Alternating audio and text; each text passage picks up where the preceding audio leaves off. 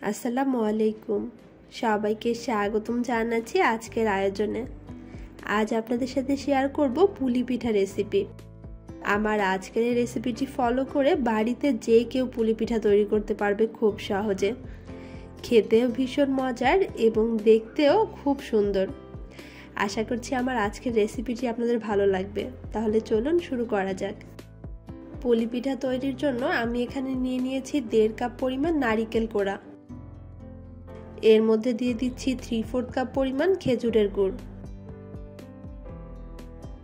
দিয়ে দিচ্ছি সামান্য পরিমাণ লবণ এবং 1 চিমটি মতো দিয়ে দিচ্ছি এলাচি পাউডার। নেড়ে চেড়ে সবকিছুকে ভালোভাবে একটু মিশিয়ে নিচ্ছি। এই পর্যায়ে কিন্তু চুলার জালটা একদম লোয়ে রাখতে হবে। আমরা অপেক্ষা করব যতক্ষণ না গুড়টা গলে গিয়ে পানি ছেড়ে দেয়। 3 থেকে 4 মিনিটের মাথায় দেখুন গুড়টা ভালোভাবে গলে গিয়ে পানি ছেড়ে দিয়েছে। আমি এখানে কিছু চাল ভেজে ব্লেন্ডারে গুঁড়ো করে নিয়েছি। এই চাল ভাজার গুঁড়োটা এখন আমি নারিকেল এবং গুড়ের মিশ্রণের মধ্যে দিয়ে দিব। পুলি পিঠাতে যারা একটু হালকা মিষ্টি পছন্দ করেন তারা এটা অবশ্যই ব্যবহার করবেন। এটা দেয়া হলে মিষ্টির তীব্রতাটা কিছুটা কমে যাবে এবং খেতেও কিন্তু ভীষণ ভালো লাগে। আর এই চাল ভাজার গুঁড়োটা দেয়া হলে পুলি পিঠার পুরটাও কিন্তু কিছুটা বেড়ে যায়। আমি সম্পূর্ণটাই দিয়ে দিচ্ছি। এখানে 1/3 কাপ পরিমাণ ছিল। অনেকেই পুলি পিঠাতে এই চাল ভাজার গুঁড়োটা ব্যবহার করেন, আবার অনেকে শুধু নারিকেল দিয়েও তৈরি করে। আপনারা চাইলে কিন্তু এটা স্কিপ করতে পারেন। এখন আমি সব কিছুকে ভালোভাবে একটু নেড়ে মিশিয়ে নিয়ে তারপর আমি এই পুরটাকে চুলা থেকে নামিয়ে নিচ্ছি। চুলায় অন্য একটা হাঁড়ি বসিয়ে এর মধ্যে দিয়ে দিচ্ছি 2 কাপ পরিমাণ পানি, দিয়ে দিচ্ছি 1 চা চামচ পরিমাণ লবণ এবং 1.5 টেবিল চামচ পরিমাণ দিয়ে দিচ্ছি সয়াবিন তেল। এখন পানিটা বলক আসা পর্যন্ত অপেক্ষা করতে হবে। পানিতে একটু বলক চলে আসলে আমি এর মধ্যে দিয়ে দিচ্ছি 3 কাপ পরিমাণ আটা। আমি কিন্তু এই পর্যায়ে চুলাটা একদম লোয়ে রেখেছি। এখন ভালোভাবে নেড়ে চেড়ে ডোটা রেডি করে নিতে হবে। দেখুন প্রথম পর্যায়ে ডোটা একটু নরম মনে হলেও এটা ঠান্ডা হয়ে যাওয়ার পর কিন্তু অনেকটাই শক্ত হয়ে যাবে। চুলা থেকে নামিয়ে এটা আমি কিছুটা ঠান্ডা করে নিচ্ছি। হালকা ঠান্ডা হয়ে গেলে আমি হাত দিয়ে ভালোভাবে মথে নিয়ে ডোটা তৈরি করে নিচ্ছি। পুরোপুরি ঠান্ডা করার দরকার হবে না, হাতে সহ্য হয় এরকমভাবে ঠান্ডা হলেই হবে। দেখুন আমার ডোটা রেডি হয়ে গেছে। ডোটা কতটুকু শক্ত অথবা নরম হয়েছে সেটা হয়তো আপনারা দেখেই বুঝতে পারছেন। আমি এখান থেকে রুটি বানানোর মতো করে কতটুকু ডো নিয়ে নিলাম। এখন আমি একটা চপিং বোর্ডের উপরে এটাকে একটু গোল করে নিয়ে চারদিকে একটু আটা ছিটিয়ে দিচ্ছি।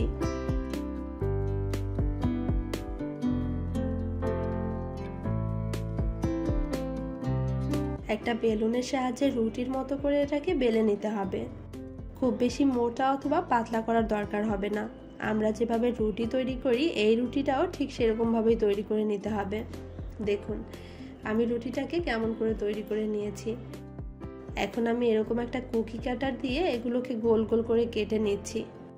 আপনাদের কাছে যদি কুকি কাটারটা অ্যাভেলেবেল না থাকে তাহলে কিন্তু আপনারা বড় সাইজের যে কোনো গ্লাস, মগ কিংবা যে কোনো বড় বয়ামের মুখও ব্যবহার করতে পারেন। অবশিষ্ট অংশগুলো আমি সরিয়ে নিচ্ছি। এখন এখান থেকে একটা টুকরো নিয়ে আগে থেকে বানিয়ে রাখা পুরের থেকে কিছুটা আমি এর উপরে দিয়ে দিচ্ছি। এখন এটাকে হাত দিয়ে খুব সুন্দরভাবে সিল করে নিব। আমি এই পিঠাটা কিভাবে সিল করছি এবং ডিজাইন করছি সেটা আপনাদের একটু দেখে শিখে নিতে হবে।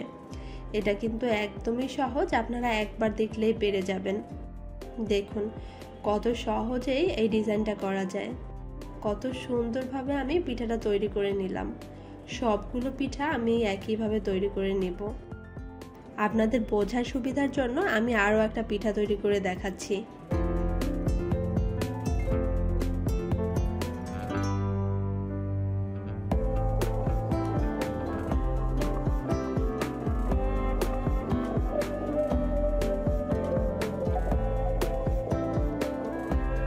দেখুন পিঠাগুলো দেখতে কতটা সুন্দর হয়েছে। সবগুলো পিঠাই আমি এই একইভাবে তৈরি করে নিয়েছি। এবার এগুলোকে ভেজে নেওয়ার পালা। চুলায় একটা প্যানে কিছুটা তেল গরম করে নিয়ে আমি একটা একটা করে এই পুলি পিঠাগুলো তেলের মধ্যে দিয়ে দিচ্ছি। প্রায় 3 থেকে 4 মিনিট পর আমি পিঠাগুলোকে একটু উল্টে পাল্টে দিচ্ছি। যখন পিঠাতে হালকা একটু লাইট ব্রাউন কালার চলে এসেছে, যেহেতু আটার ডোটা সিদ্ধ করা ছিল সেহেতু কিন্তু পিঠাগুলো অতিরিক্ত ভাজার দরকার হবে না। হালকা লাইট ব্রাউন হলে এটাকে তুলে নিতে হবে। পিঠাগুলো যখন এরকম হয়ে এসেছে তখন আমি স্ট্রেনারের সাহায্যে এগুলোকে তুলে নিচ্ছি। দেখুন আমার সবগুলো পুলি পিঠা তৈরি করা হয়ে গেছে। পিঠাগুলো দেখতে কতটা সুন্দর লাগছে এবং কতটা পারফেক্ট হয়েছে। আশা করছি আমার আজকের এই পুলি পিঠা রেসিপিটি আপনাদের অনেক ভালো লেগেছে। পরবর্তীতে আবারও দেখা হবে অন্য কোনো নতুন রেসিপির সাথে। সবাই ভালো থাকবেন। আজ বিদায় নিচ্ছি। আল্লাহ হাফেজ।